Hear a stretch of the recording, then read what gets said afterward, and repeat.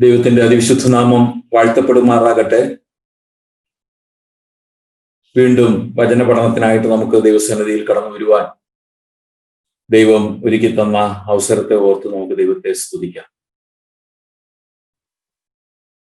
പ്രത്യേകമായ സാഹചര്യങ്ങളിലായിരിക്കുമ്പോൾ തന്നെ ദൈവവചനം പഠിക്കുകയും കേൾക്കുകയും ഒക്കെ ചെയ്യുന്നത് നമ്മുടെ ജീവിതത്തിൽ ഏറ്റവും സന്തോഷത്തിന് കാരണമായി തീരുന്നു എന്നുള്ളതിന് യാതൊരു സംശയവും. ലോകത്തെ ആകമാനം ബാധിച്ചിരിക്കുന്ന ഈ വല്ലാത്ത മഹാമാരി, അതിനെക്കുറിച്ച് വല്ലാത്തൊരു അനിശ്ചിതത്വമാണ് നമ്മുടെ മുമ്പിൽ ഉള്ളത്. ശരിക്കും പറഞ്ഞാൽ ഏതാണ്ട് നോഹയുടെ ജലപ്രളയമാണ് ഇതിനു മുമ്പ് ലോകത്തെ മുഴുവനായിട്ട് ബാധിച്ച ഒരു മഹാമാരി എന്ന് പറയാം. ആ മഹാമാരിയിൽ നിന്നും നോഹയും കുടുംബവും ലോക്ക്ഡൗണിലായി, പെട്ടകത്തിനുള്ളിലായി നമുക്കറിയാം. അതിൽ നിന്ന് പുറത്തു വരുന്ന ഏതാണ്ട് 371 ദിവസങ്ങൾക്ക് ശേഷമാണ്. ഏതാണ്ട് അതേപോലെയൊക്കെയാണ് ഇന്നത്തെ സാഹചര്യം എന്ന് ഞാൻ ചിന്തിപ്പാനായിട്ട് ഇടയായി. ലോകം മുഴുവനും ഏതാണ്ട് 133 രാജ്യങ്ങളെ ഇത് ബാധിച്ചു എന്നാണ് ഞാൻ മനസ്സിലാക്കുന്നത്. എന്നാൽ നോഹയെയും കുടുംബത്തെയും കരുതിയ പരിപാലിച്ച ദൈവം നമ്മെയും സൂക്ഷിക്കുന്നു, പരിപാലിക്കുന്നു. അവനിൽ ആശ്രയിക്കുന്നവരെ അവനൊരു നാളും തള്ളിക്കളയാത്ത ദൈവമാണ്. അവനിൽ തന്നെ നമുക്ക് ശരണപ്പെടാം, ആശ്രയിക്കാം. ദൈവനാമം വാഴ്ത്തപ്പെടുമാറാകട്ടെ.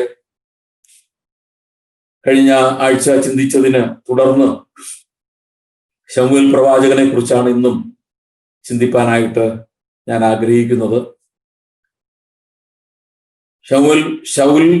ശൗലിനെ അഭിഷേകം ചെയ്യുന്നതിനായിട്ട് ശമൂവേൽ പ്രവാചകന്റെ അടുക്കിലേക്ക് ദൈവം എത്തിക്കുന്ന മാനുഷിക കരങ്ങളല്ല അതിന്റെ പിന്നിൽ, ദൈവം എത്തിക്കുന്ന ആ രീതിയാണ് കഴിഞ്ഞ ആഴ്ച നമ്മൾ കണ്ടത്. ആ എത്തിച്ച ശൗലിനെ ശമൂവേൽ പ്രവാചകൻ എങ്ങനെയാണ് സ്വീകരിച്ചത്? തനിക്ക് മുമ്പ് തന്നെ അറിവ് കിട്ടി ദൈവം അയക്കുന്ന ഒരു മനുഷ്യൻ വരുന്നുണ്ട്. ആ ശൗലിനെ ഈ ശമൂവേൽ പ്രവാചകൻ സ്വീകരിച്ച വിധം നമ്മൾ കണ്ടതാണ്. നമ്മെ തേടി ഭൂമിയിലേക്ക് കടന്നു വന്ന വലിയവനായ ദൈവം, അവൻ സ്വന്തത്തിലേക്ക് വന്നു, സ്വന്തമായവരോ അവനെ കൈക്കൊണ്ടില്ല എന്ന് നാം യോഹന്നാൻ സുവിശേഷം 1:11 വായിക്കുന്നു. വെറും ശൗലല്ല, ഒരു രാജ്യത്തിന്റെ രാജാവായിട്ടല്ല അവൻ വന്നത്. ലോകത്തെ മുഴുവനും രക്ഷിപ്പാനായിട്ട് കടന്നു വന്ന വലിയവനായ ദൈവം, ലോകരക്ഷിതാവായി ഭൂമിയിൽ പിറന്ന വലിയവനായ ദൈവം, ആ കർത്താവായ യേശു ക്രിസ്തുവിനെ സ്വന്തം ജനം സ്വീകരിച്ചില്ല എന്ന് മാത്രമല്ല, അവനെ തള്ളിക്കളഞ്ഞു എന്നുള്ളത് നമുക്ക് കാണുവാനായിട്ട് കഴിയും. പ്രിയമുള്ളവരെ, നമ്മെ തേടി വന്ന വലിയവനായ ദൈവത്തെ ലോകം സ്വീകരിച്ചില്ല. എന്നാൽ നമുക്ക് ആ രക്ഷയിലേക്ക് കടന്നു വരുവാൻ അവൻ ഒരുക്കിയ ആ വലിയ രക്ഷയിലേക്ക് കടന്നു വരുവാൻ തക്കവണ്ണം ഇടയായി. എന്നാൽ ആ ദൈവവുമായിട്ടുള്ള കൂട്ടായ്മ ബന്ധം എത്രത്തോളം ദൃഢമായിരിക്കുന്നു, എത്രത്തോളം ഫലവത്തായി മുന്നോട്ട് കൊണ്ടുപോകുന്നു എന്നുള്ളത് നാം ചിന്തിക്കേണ്ട വസ്തുതയാണ്. ഇവിടെ സ്വീകരിച്ചു, ആ കാര്യങ്ങളെല്ലാം നമ്മൾ കണ്ടു കഴിഞ്ഞു. അന്ന് അവനോടൊപ്പം താമസിച്ചു, രാത്രിയിൽ സംസാരിച്ചു. അതിരാവിലെ അരുണോദയത്തിങ്കൽ തന്നെ എണീറ്റ് കാര്യങ്ങളൊക്കെ ചെയ്തിട്ട് എഴുന്നേൽക്കാം, നാം പോകാം, ഞാൻ നിന്നെ പട്ടണത്തിന്റെ അതിരുവരെയും ഞാൻ എത്തിക്കാം, അറ്റത്ത് വരെ എത്തിക്കാം എന്നുള്ള അതില് പോവുകയാണ്. അറ്റത്തെത്തിയപ്പോൾ പറഞ്ഞ 2 കാര്യങ്ങൾ നാം ചിന്തിച്ച് നിർത്തി. 9-ാമത്തെ ശമൂവേലിന്റെ 1-ാമത്തെ പുസ്തകം 9-ാമത്തെ അധ്യായത്തിന്റെ 27-ാമത്തെ വാക്യത്തിലാണ്, പട്ടണത്തിന്റെ അറ്റത്ത് എത്തിയപ്പോൾ ശമൂവേൽ ശൗലിനോട് ഭൃത്യൻ മുമ്പേ കടന്നു പോകാൻ പറക. രണ്ടാമത് പറഞ്ഞത്, അവൻ കടന്നുപോയി. ഞാൻ നിന്നോട് ദൈവത്തിന്റെ അരുളപ്പാട് അറിയിക്കേണ്ടതിന് നീ അല്പം നിൽക്കാം. ഇതാണ് നാം ചിന്തിച്ച് അവസാനിപ്പിച്ചത്. ഭൃത്യനോട് കടന്നു പോകാനായിട്ട് പറയുക, മുമ്പോട്ട് കടന്നു പോകാനായിട്ട് പറയുക. ഭൃത്യൻ വളരെയധികം ആത്മാർത്ഥമായി ദൈവം ഏൽപ്പിച്ച ആ തൻ്റെ ചുമതല നിർവഹിച്ചു. അത് കഴിഞ്ഞപ്പോൾ പറയാണ്, നീ ഇനിയും മുന്നോട്ട് കടന്നു പോകാം, നിന്നെ കൊണ്ടുള്ള എല്ലാ കാര്യവും നീ നിർവഹിച്ചു, മുന്നോട്ട് കടന്നു പോകാം. ശമൂലിനെ ഇവിടെ എത്തിച്ചതിന്റെ ചില പ്രത്യേകമായ കാര്യങ്ങൾ ശമൂൽ പ്രവാചകന് ചെയ്യേണ്ടതായിട്ടുണ്ട്. അതിന് ഭൃത്യന്റെ സാന്നിധ്യത്തിന്റെ ആവശ്യമില്ല എന്നുള്ള തരത്തിൽ തന്നെയാണ് പറഞ്ഞു വിടുന്നത്. എന്നാൽ ഒരു അവഗണനയല്ല അവിടെ കണ്ടത് എന്ന് നാം ചിന്തിക്കുകയുണ്ടായി. ഭൃത്യൻ അങ്ങനെ കടന്നുപോയി. എന്നാൽ ശൗലിനോട് പറയുന്നത്, നീ അല്പം നിൽക്കാം, you stay here A while. എന്തിന് നിൽക്കണം? ഞാൻ നിന്നോട് ദൈവത്തിന്റെ അരുളപ്പാട് അറിയിക്കേണ്ടതിന്, എ മെസ്സേജ് ഫ്രം ഗോഡ്. എനിക്ക് എന്റേതായ ഒന്നും പറയുവാനായിട്ടില്ല, ദൈവത്തിന്റെ അരുളപ്പാട് നിന്നെ അറിയിക്കുന്നതിന് വേണ്ടിയാണ് നിൽക്കാനായിട്ട് പറയുന്നത്.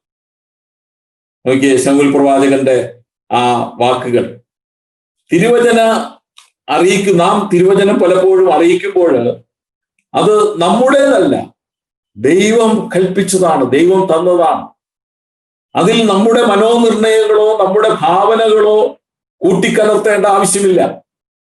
ദൈവം അരുളി ചെയ്യുന്നത് ഊവ് ഊവ് എന്നും ഇല്ല ഇല്ല എന്നുമാണ്. അത് അതുപോലെ തന്നെ അറിയിക്കേണ്ടത് ആവശ്യമാണ്. ഇവിടെയും നാമും ഓരോ ദൈവിക ശുശ്രൂഷകൾ ചെയ്യുമ്പോൾ, അല്ലെങ്കിൽ സുവിശേഷം ഘോഷിക്കുമ്പോൾ, വചനപ്രഭാഷണം നടത്തുമ്പോൾ നമ്മുടേതായ ഒന്നുമല്ല ഈ അറിയിക്കുന്നത് എന്നുള്ള മനോഭാവം നമുക്ക് ഉണ്ടായിരിക്കണം. ദൈവം തന്ന കാര്യങ്ങളാണ് നാം പങ്കുവയ്ക്കുന്നത്, നാം അറിയിക്കുന്നത്. ദൈവത്തിന്റെ അരുളപ്പാട് അറിയിക്കുന്നതിന് നീ അല്പം നിൽക്കണം. ഈ നിൽക്കുന്ന ആളും ശ്രദ്ധിക്കേണ്ട ചില കാര്യങ്ങളുണ്ട്. ആ നിൽക്കുന്ന വചനം ശ്രവിപ്പാനായിട്ട് ഇരിക്കുന്ന വ്യക്തി, അല്ലെങ്കിൽ കേൾക്കാനായിട്ട് ആഗ്രഹിക്കുന്ന വ്യക്തി എല്ലാ മുൻവിധികളും മാറ്റിവെച്ച് വേണം ഇതിന്റെ മുമ്പാകെ ഇരിക്കേണ്ടത്. ദൈവവചനം പഠിക്കാനിരിക്കുമ്പോഴായാലും ദൈവവചനം ശ്രദ്ധിപ്പാനിരിക്കുമ്പോഴായാലും പ്രത്യേകമായ ഒരു മുൻവിധികളും പാടില്ല. അരുളി ചെയ്യണമേ അടിയൻ ഇതാ എന്ന് ശമൂവേൽ പ്രവാചകൻ ആ ചെറുപ്പത്തിൽ ദൈവത്തോട് പറഞ്ഞതുപോലെ തന്നെ ആ മനോഭാവത്തിൽ തന്നെ ഇരിക്കണം എന്നുള്ളതാണ് ദൈവം നമ്മെ കുറിച്ച് ആഗ്രഹിക്കുന്നത്. നാം ദൈവവചനം ശ്രദ്ധിക്കുന്നത് എന്തെങ്കിലും ഒരു പ്രത്യേക പ്രസംഗിക്കുന്ന ആളിനോ അല്ലെങ്കിൽ വചനം പഠിപ്പിക്കുന്ന ആളിനോ ഒരു മാർക്ക് ഇടുന്നതിന് വേണ്ടിയല്ല, എന്തെങ്കിലും ഒരു സർട്ടിഫിക്കറ്റ് കൊടുക്കുന്നതിന് വേണ്ടിയല്ല. പിന്നെയോ ദൈവത്തിന് എന്നോട് എന്താണ് പറയുവാനായിട്ടുള്ളത്, ആ മനോഭാവത്തില് നാം ഇരിക്കണം എന്നുള്ളത് നമ്മൾ കണ്ടു കഴിഞ്ഞു. മാത്രമല്ല ദൈവവചനം പഠിക്കുവാനും ശ്രദ്ധിക്കുവാനും അല്പം നിൽക്കണം. മറ്റു കാര്യങ്ങളൊക്കെ മാറ്റിവെച്ച്, മറ്റു കാര്യങ്ങളൊക്കെ മറന്ന് നാം അല്പം നിൽക്കണം. ദൈവസന്നിധിയിൽ ഏകാഗ്ര ഹൃദയത്തോടുകൂടെ ആയിരിക്കേണ്ടത് ആവശ്യമാണ്. അതാണ് ഇവിടെ ശൗലിനോട് പറഞ്ഞത്. ഭൃത്യനെ പോലും പറഞ്ഞു വിട്ടതിന് ശേഷം ശമൂവേൽ പ്രവാചകനും ശൗലും മാത്രമായിട്ട് അവിടെ ശേഷിക്കുകയാണ്. ഒരു ഏകാഗ്രമായ ഹൃദയം, മറ്റു ചിന്തകളിൽ നിന്നൊക്കെ വേർതിരിഞ്ഞുള്ള ഒരു പ്രത്യേകമായ ഒരു സമയമാണ് നാം ദൈവസന്നിധിയിൽ ദൈവവചനം കേൾക്കുന്നതിനും പഠിക്കുന്നതിനുമൊക്കെ ചെലവഴിക്കുന്നു എന്നുള്ള ബോധം നമുക്ക് യഥാർത്ഥത്തിൽ വേണം. ദൈവവചനം കേൾക്കുവാൻ അല്പം നിൽക്കണം. ഇന്ന് പലർക്കും ദൈവവചനം കേൾക്കുവാൻ, ദൈവവചനം പഠിക്കുവാൻ നിൽക്കുവാനായിട്ടുള്ള സമയമില്ല. മറ്റെല്ലാ കാര്യങ്ങളും ചെയ്ത് സമയമുണ്ടെങ്കിൽ പിന്നെ ദൈവവചനം പഠിക്കാം, അല്ലെങ്കിൽ ദൈവവചനം കേൾക്കാം. അങ്ങനെ ഒരിക്കലും നമുക്ക് ലഭിക്കുകയില്ല. നമ്മുടെ കാര്യങ്ങളെല്ലാം ചെയ്തു കഴിഞ്ഞതിന് ശേഷം ഒരിക്കലും ദൈവവചനം പഠിക്കാനുള്ള സമയം നമുക്ക് ലഭിക്കുകയില്ല. ഒരു പ്രത്യേകമായ സമയം അതിനുവേണ്ടി മാറ്റിവെക്കുവാനും, അതിനുവേണ്ടി ജാഗരിക്കുവാനും, അതിനുവേണ്ടി ക്ഷമയോടെ ഇരിക്കുവാനുമുള്ള ഒരു മനോഭാവം നമുക്ക് ഉണ്ടാകേണ്ടത് ആവശ്യമാണ്. ഇവിടെ ശൗലിനോട് പറയുകയാണ്, നീ അല്പം നിൽക്കണം, അധികാലത്തെ ഉണരണം, അരുണോദയത്തിൽ തന്നെ ഉണരണം, യാത്ര തുടങ്ങുന്നതിന് മുമ്പ് ദൈവസന്നിധിയിൽ നിൽക്കണം. ഇവിടെ ശൗൽ രാജാവാകുന്നതിന് മുമ്പ് ശമൂവേലിന്റെ വാക്കനുസരിച്ച് ശൗൽ നിൽക്കുകയാണ്. ഭൃത്യനോടുകൂടെ പോകുവാനായിട്ട് അവൻ ധൃതി കാണിച്ചില്ല, അല്ലെങ്കിൽ അവന്റെ മറ്റു കാര്യങ്ങൾ, അവന് ഒരുപാട് കാര്യങ്ങളുണ്ടല്ലോ. ആ അപ്പൻ വിഷമിച്ചിരിക്കുകയാണ്, കഴുതകൾ കിട്ടിയോ എന്നുള്ള കാര്യമൊക്കെ ഉറപ്പുവരുത്തണം. അതിലൊന്നും അവൻ യാതൊരു വ്യാകുലവും അപ്പോഴുണ്ടായില്ല. അവൻ ശമൂവേൽ പറഞ്ഞത് അനുസരിച്ച് വളരെ വളരെ ആ അനുസരണത്തോടുകൂടെ അവിടെ നിൽക്കുന്നതായിട്ട് കാണാനായിട്ട് കഴിയും. ഇവിടെ ഈ നിൽക്കുക എന്ന ഈ വാക്കിന് ചില ആത്മീകമായ അർത്ഥങ്ങളുണ്ട്. നിൽക്കുക എന്ന് പറയുന്നത് സമർപ്പണത്തെയും വിധേയത്വത്തെയും അനുസരണത്തെയും ഒക്കെ കാണിക്കുന്നതാണ് ഈ നിൽക്കുക, നീ അല്പസമയം നിൽക്കുക എന്നുള്ളത്. ഈ ദൈവത്തിന്റെ വാക്കനുസരിച്ച് അല്ലെങ്കിൽ ദൈവവചനം കേൾക്കുവാനായിട്ട് നിന്നവർ ആരും ഒരു നിരാശയിലായി പോയിട്ടില്ല എന്നുള്ളത് നമുക്കറിയാനായിട്ട് സാധിക്കും. മോശ ദൈവത്തിന്റെ വാക്കനുസരിപ്പാനായിട്ട് അവിടെ നിന്നു, കാലിലെ ചെരുപ്പൊക്കെ അഴിച്ചിട്ടിട്ട് അവിടെ നിന്നു, അല്ലേ? നിന്നപ്പോൾ ലഭിച്ച നിയോഗം എത്രയോ വലിയ നിയോഗമാണ്, എത്ര വലിയൊരു നിയോഗമാണ് മോശ നിന്നപ്പോൾ ലഭിച്ചത്. അതുപോലെ തന്നെ ഇവിടെ ശൗലും നിൽക്കുകയാണ്. ശൗൽ നിന്നപ്പോൾ ലഭിച്ച നിയോഗം ഏറ്റവും വലിയ ഒരു നിയോഗം തന്നെയാണ്. തുടർന്ന് ഉള്ള കാര്യങ്ങളാണ് നമ്മളിന്ന് ചിന്തിപ്പാനായിട്ട് പോകുന്നത്. 10-ാം അധ്യായത്തിലേക്ക് നമുക്ക് തിരിയാം. 10-ാം അധ്യായത്തിന്റെ 1-ാമത്തെ വാക്യം. അപ്പോൾ ശമൂവേൽ തൈലപാത്രം എടുത്ത് അവന്റെ തലയിൽ ഒഴിച്ചു, അവനെ ചുംബിച്ച് പറഞ്ഞത്, യഹോവ തന്റെ അവകാശത്തിന് പ്രഭുവായി നിന്നെ അഭിഷേകം ചെയ്തിരിക്കുന്നു. ഇവിടെ അഭിഷേകം നടത്തുന്ന സന്ദർഭമാണ്. അവിടെ തുടങ്ങുന്നത് അപ്പോൾ എപ്പോഴാണ്? ദെൻ, നിന്നപ്പോൾ അനുസരണം കാണിച്ചപ്പോൾ, ദൈവത്തിന്റെ വാക്കിന് വിധേയപ്പെട്ടപ്പോൾ, അപ്പോഴാണ് ദൈവത്തിന്റെ പ്രവർത്തനം, നിയോഗം അവിടെ നടക്കുന്നു. അവൻ ശരിക്കും ദൈവത്തിന്റെ ആ വാക്കനുസരിപ്പാൻ തയ്യാറായി അവിടെ നിൽക്കുകയാണ്. ശമൂവേൽ പ്രവാചകൻ, ഞാൻ വിചാരിക്കുകയാണ്, ശമൂവേൽ പ്രവാചകന്റെ മുന്നിൽ തൊഴുകയോടെ ആയിരിക്കാം ഒരുപക്ഷെ നിന്നത്. ദൈവത്തിന്റെ അരുളപ്പാട് അറിയിക്കുക എന്ന് പറയുന്നത് ഏറ്റവും വലിയൊരു കാര്യമാണ്. ദൈവത്തിന്റെ അരുളപ്പാട് അറിയിക്കുമ്പോൾ ആ കാലഘട്ടങ്ങളിൽ ജനമൊക്കെ എഴുന്നേറ്റ് നിന്ന് വളരെ ഭയഭക്തിയോടാണ് അത് കേട്ടിരുന്നത്. ഒരുപക്ഷെ ഈ ശൗലും വളരെ ഭയഭക്തിയോടെ ആയിരിക്കാം ആ ശമൂവേൽ പ്രവാചകന്റെ മുമ്പേ നിന്നത്. അങ്ങനെ നിന്നപ്പോൾ ചെയ്ത കാര്യമാണ് നമ്മളവിടെ കണ്ടത്. ശമൂവേൽ പ്രവാചകൻ തന്റെ ദൗത്യം നിർവഹിക്കുന്ന ആ നിർവഹണമാണ് നമ്മൾ തുടർന്ന് വായിക്കുന്നത്. ഈ ദൈവികമായ ചുമതലകൾ ദൈവം നൽകുന്നത് പലപ്പോഴും പരസ്യമായിട്ടല്ല. ഇവിടെ ഭൃത്യനോട് പോകാനായിട്ട് പറഞ്ഞു. ദൈവികമായ പല നിയോഗങ്ങളും ദൈവം നമ്മെ ഏൽപ്പിക്കുന്നത് അല്ലെങ്കിൽ ഓരോരുത്തരെ ഏൽപ്പിക്കുന്നതും പലപ്പോഴും പരസ്യമായിട്ടായിരിക്കില്ല, വ്യക്തിപരമായിട്ടായിരിക്കും. ഇവിടെ ഈ ശൗലിനെ ശമൂവേൽ പ്രവാചകൻ അഭിഷേകം ചെയ്ത് ചുംബിച്ച് ആശീർവദിക്കുകയാണ്. ആശീർവദിച്ചിട്ട് അവിടെ പറയുന്ന ഒരു പ്രത്യേകമായ വാക്കുണ്ട്, തന്റെ അവകാശത്തിന് പ്രഭുവായി അഭിഷേകം ചെയ്തിരിക്കുന്നു. ഈ നിയോഗം എന്ന് പറയുന്നത് നിനക്ക് വേണ്ടിയല്ല, പിന്നെ ആർക്ക് വേണ്ടിയാണ്? തന്റെ ജനത്തിനു വേണ്ടിയാണ്. പ്രിയമുള്ളവരെ, പ്രത്യേകമായിട്ട് നാം ശ്രദ്ധിക്കേണ്ട ഒരു കുറിക്കൊള്ളേണ്ട ഒരു ഭാഗമാണ്.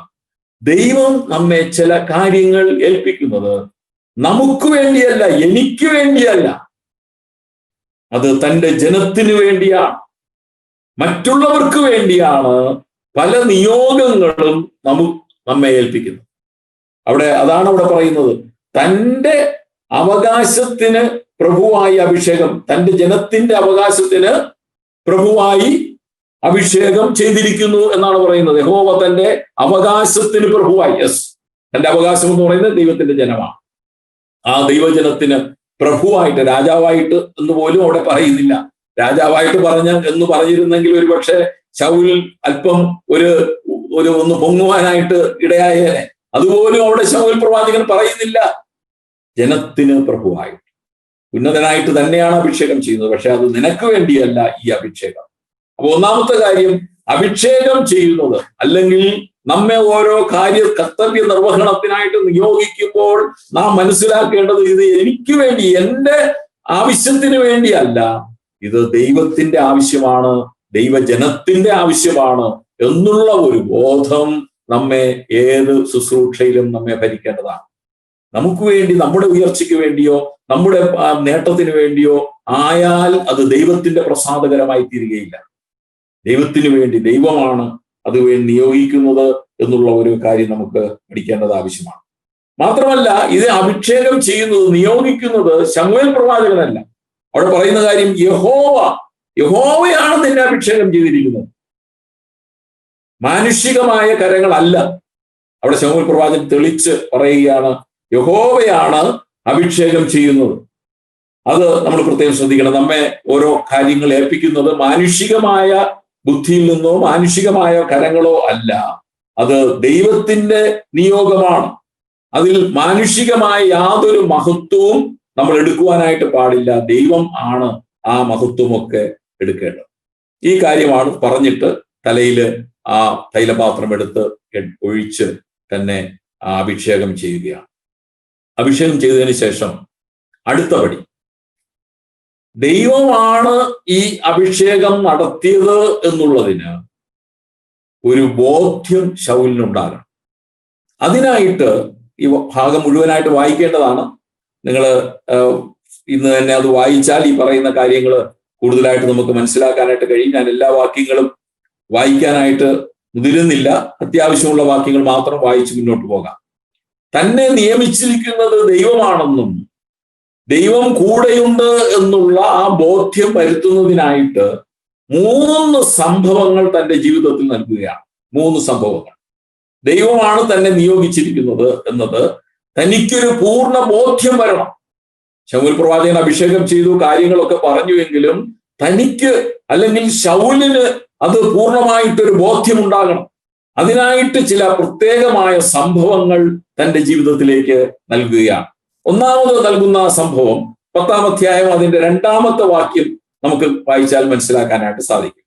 അതിൽ കാണുന്നത് ബെന്യാമിന്റെ അതിരിലെ സെൽസഹിൽ റാഹേലിന്റെ കല്ലറയ്ക്കൽ വെച്ച് 2 ആളെ നീ കാണും. അവർ കഴുതകളെ കണ്ടുകിട്ടിയ കാര്യം നിന്നോട് അറിയിക്കും. മാത്രമല്ല അപ്പന്റെ വിഷാദവും നിന്നെ അറിയിക്കും. ആദ്യം ഒരു പ്രത്യേക സ്ഥലത്ത് വെച്ച് നിനക്കൊരു അനുഭവം ഉണ്ടാകാനായിട്ട് ഒരു സംഭവം ഉണ്ടാകും. അത് നടക്കുന്നതിന് മുമ്പ് തന്നെ ഈ ശമൂവേൽ പ്രവാചകൻ ശൗലിനോട് പറയുകയാണ്, നീ പോകുന്ന വഴിയിൽ നടക്കുന്ന 3 സംഭവങ്ങൾ. ഒന്നാമത് ബെന്യാമിന്റെ അതിരിലെ സെൻസഹിൽ. ഇവൻ ബെന്യാമിൻ ഗോത്രക്കാരനാണ് ഈ ശൗൽ എന്നുള്ളത് നമുക്കറിയാം. അവിടെ വെച്ച് നടക്കുന്ന ഒരു സംഭവമാണ്. അവിടെ വെച്ച് ആണ് ആദ്യത്തെ കാര്യം നടക്കുന്നത്. എന്താണ് നടക്കുന്നത്? 2 പേരെ നീ കാണും. ആ 2 പേര് നിന്നോട് 2 കാര്യങ്ങൾ അറിയിക്കും. ഒന്നെന്താണ്? കഴുതകളെ കണ്ടുകിട്ടിയിരിക്കുന്നു. അത് ഏറ്റവും സന്തോഷത്തിന് വക നൽകുന്ന കാര്യം തന്നെയാണ്. കഴുതകളെ കണ്ടുകിട്ടി എന്നുള്ളത്. അതിനുവേണ്ടിയാണല്ലോ ശൗൽ ഇറങ്ങി പുറപ്പെട്ടത്. അത് കണ്ടുകിട്ടി എന്നുള്ളത് ഏറ്റവും സന്തോഷകരമായ ഒരു കാര്യം. മറ്റൊരു കാര്യം, നിന്റെ അപ്പൻ വിഷാദിച്ചിരിക്കുന്നു. നിന്നെ കാണാത്തത് കൊണ്ട് അപ്പൻ വിഷാദിച്ചിരിക്കുന്നു. അത് ശൗലിലെ അല്പമായിട്ടുള്ള പ്രയാസം ഉണ്ടാക്കുന്ന കാര്യമാണ്. ഒന്ന് സന്തോഷമാണെങ്കിൽ മറ്റൊന്ന് അല്പം ദുഃഖമുണ്ടാക്കുന്ന കാര്യമാണ്. ഈ സ്ഥലത്തിന് ഒരു പ്രത്യേകതയുണ്ട്. ഈ പറയുന്ന ഈ സ്ഥലം സെൻസഹിൽ എന്നറിയപ്പെടുന്ന ഈ സ്ഥലത്തിന് ഒരു പ്രത്യേകതയുണ്ട്. അവിടെ വെച്ചാണ് ആദ്യത്തെ ദൈവം ഈ അനുഭവം നൽകുന്നത്. അവിടെ റാഹേലിന്റെ കല്ലറത്തൂണിനരികെ വെച്ച് എന്നൊരു വാക്ക് അവിടെ വായിക്കുന്നുണ്ട്. 2-ാം വാക്യത്തിൽ ബെന്യാമിന്റെ അതിരിങ്കിലെ സെൽസഹിൽ റാഹേലിന്റെ കല്ലറയ്ക്കരികെ വെച്ച് 2 ആളെ കാണും എന്നുള്ളതാണ്. ഈ സ്ഥലത്തിന് ഒരു പ്രത്യേകതയുണ്ട്. എന്താണ് പ്രത്യേകത? ബെന്യാമിൻ ഗോത്രത്തിന്റെ ഉത്ഭവം നടന്നത്, പിറവി എടുക്കുന്നത് ഈ സ്ഥലത്ത് വെച്ചാണ്. യാക്കോബിനെ സംബന്ധിച്ചിടത്തോളം ആ സ്ഥലം ഒരിക്കലും മറക്കുവാനായിട്ട് കഴിയില്ല. ബെന്യാമിൻ ജനിച്ചു, റാഹേലിന് ബെന്യാമിൻ ജനിച്ചു എന്നുള്ളത് ഏറ്റവും സന്തോഷത്തിന് കാരണമായിരിക്കുമ്പോൾ തന്നെ യാക്കോബിന് അവിടെ വെച്ചൊരു വലിയ ദുഃഖം കൂടെ ഉണ്ടാകുന്നു. എന്താണ്? റാഹേല് അവിടെ വെച്ച് മരിച്ച് ആ എഫ്രാത്തിനരികെ അടക്കം ചെയ്യുക. ഈ പ്രത്യേകമായ സ്ഥലത്ത് വെച്ചാണ് ശൗലിന് ആദ്യത്തെ അനുഭവം ഉണ്ടാകുന്നത്.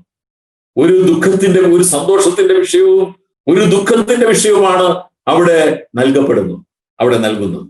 നോക്കിയേ, യാക്കോബിന്റെ ജീവിതത്തിൽ ഈ സ്ഥലത്ത് വെച്ച് സംഭവിച്ച ബെന്യാമീൻ ഗോത്രം പിറക്കുമ്പോൾ അല്ലെങ്കിൽ ബെന്യാമീൻ ജനിക്കുമ്പോൾ നടക്കുന്ന ആ കാര്യം, ബെന്യാമീൻ ജനിച്ചു എന്നുള്ളത് ഏറ്റവും സന്തോഷം നൽകുമ്പോൾ അതേ സമയം തന്നെ റാഹേൽ മരിച്ചു എന്നുള്ളത് യാക്കോബിന്റെ ജീവിതത്തിൽ മറക്കാൻ പറ്റാത്ത ഒരു, താൻ ഏറ്റവും അധികം സ്നേഹിച്ച, ഈ ഭൂമിയിൽ ഏറ്റവും അധികം ആഗ്രഹിച്ച തന്റെ ഭാര്യ തന്നെ വിട്ട് പിരിഞ്ഞു എന്നുള്ളത് തന്റെ ജീവിതത്തില് ഒരു വലിയ ദുഃഖമായിട്ടുണ്ട്. പ്രിയമുള്ളവരെ, ഇത് ഈ ശൗലിന്റെ രാജ്യത്വത്തിൽ ഉണ്ടാകാവുന്ന രണ്ട് അനുഭവങ്ങളെ കാണിക്കുന്നതാണ്. നീ പ്രവേശിക്കുന്ന നിയോഗം, നീ രാജാവാകാൻ, അല്ലെങ്കിൽ ദൈവം നിന്നെ അഭിഷേകം ചെയ്തിരിക്കുക, അതൊരു സന്തോഷത്തിന്റെ കാരണമാണ്. എന്നാൽ അതിൽ ദുഃഖങ്ങളും ബുദ്ധിമുട്ടുകളും പ്രയാസങ്ങളും ഉണ്ടാകുവാനായിട്ട് സാധ്യതയുണ്ട്. അല്ലാതെ ചുമ്മാ ഒരു അനുഭവം ജീവിതത്തിൽ പറയുകയല്ല. അവിടെ വെച്ച് രണ്ടുപേരെ കാണും, അവർ പറയും കഴുതകളെ കണ്ടുകിട്ടിയിരിക്കുന്നു, നിന്റെ അപ്പം വിഷാദിച്ചിരിക്കുന്നു. രണ്ട് കാര്യങ്ങൾ. ആ രണ്ട് കാര്യങ്ങൾ എന്താ അർത്ഥമാക്കുന്നത് ഇതാണ്: നിനക്ക് ലഭിച്ചിരിക്കുന്ന രാജ്യത്വം അത് സന്തോഷത്തിന് അവകാശമുള്ളതാണ്. അതേസമയം അതിൽ ദുഃഖങ്ങളും നിരാശകളും ഉണ്ടാകുവാനായിട്ട് സാധ്യതയുണ്ട്. പ്രിയമുള്ളവരെ, നമ്മെ വിളിച്ചാക്കിയിരിക്കുന്ന ഈ അവസ്ഥ, ദൈവത്തിന്റെ മക്കളാണ്. ദൈവം നമുക്ക് പല നിയോഗങ്ങളും തന്നിട്ടുണ്ട്, പല ശുശ്രൂഷകൾ നമുക്ക് ഏൽപ്പിച്ചിട്ടുണ്ട്. നമ്മെ കൊണ്ട് ദൈവം പല കാര്യങ്ങളും ആഗ്രഹിക്കുന്നുണ്ട്. അത് നാം തിരിച്ചറിഞ്ഞ് മുന്നോട്ട് പോകുമ്പോൾ നാം മനസ്സിലാക്കേണ്ട ഒരു കാര്യം, നാം ദൈവത്തിന്റെ ഹിതമനുസരിച്ച് പ്രവർത്തിക്കുമ്പോൾ തന്നെ അതിൽ സന്തോഷം നമുക്കുണ്ട്. അതേസമയം ആ നിയോഗത്തിലൂടെ തന്നെ പല ദുഃഖങ്ങളും നമ്മുടെ ജീവിതത്തിലേക്ക്, അല്ലെങ്കിൽ പല പ്രയാസങ്ങളും ബുദ്ധിമുട്ടുകളും ഒക്കെ നമ്മുടെ ജീവിതത്തിലേക്ക് വരുവാനുള്ള സാധ്യതയുണ്ട്. ഇതാണ് ഒന്നാമത്തെ സംഭവം. അത് നടന്നു. ഈ പോകുന്ന വഴിയിൽ 3 കാര്യങ്ങൾ നടന്നു. അത് നടക്കുന്നതിന് മുമ്പ് തന്നെ പറയുകയാണ്. അപ്പൊ ഒന്നാമത് പറഞ്ഞ കാര്യം അതാണ്. രണ്ടാമത്തെ സംഭവം എന്ന് പറയുന്നത് 10-ാം അധ്യായം അതിന്റെ 3-4 വാക്യങ്ങളിലാണ് ആ രണ്ടാമത്തെ സംഭവം പറയുന്നത്. തബോരിലെ കരുവേലകത്തിനരികെ എത്തുമ്പോൾ 3 പുരുഷന്മാർ എതിർപ്പെടും. ഒന്നാമത്തവൻ 3 ആട്ടിൻകുട്ടിയെയും, രണ്ടാമത്തവൻ 3 അപ്പവും, മൂന്നാമത്തവൻ 1 തുരുത്തി വീഞ്ഞുമായി ദൈവത്തിന്റെ അടുക്കലേക്ക് പോകുന്നത് നീ കാണും. എവിടേക്കാ? ബഥേലിലേക്ക് പോകുന്നത് കാണും. അവർ നിന്നോട് കുശലം ചോദിക്കും. ഇതെല്ലാം വായിക്കണമെന്ന് ഇന്ന് തന്നെ വായിച്ചു നോക്കിയാൽ കൂടുതലായിട്ട് നിങ്ങൾക്ക് കാര്യങ്ങൾ മനസ്സിലാക്കാനായിട്ട്, കൂടുതൽ പഠിക്കാനായിട്ട് ഇടയാകും. അവർ നിന്നോട് കുശലം ചോദിക്കും. കുശലം ചോദിച്ചിട്ട് എന്താണ് കുശലം എന്നവിടെ പറയുന്നില്ല. കുശലം എവിടെ പോയി, സന്തോഷമായിരിക്കുന്നു എന്നൊക്കെ ചോദിക്കും. എന്നിട്ട് 2 അപ്പം നിനക്ക് തരും, നീ അത് വാങ്ങണം. നോക്കിയേ, ദൈവത്തിന്റെ കരുതലും കൂടെയാണ്.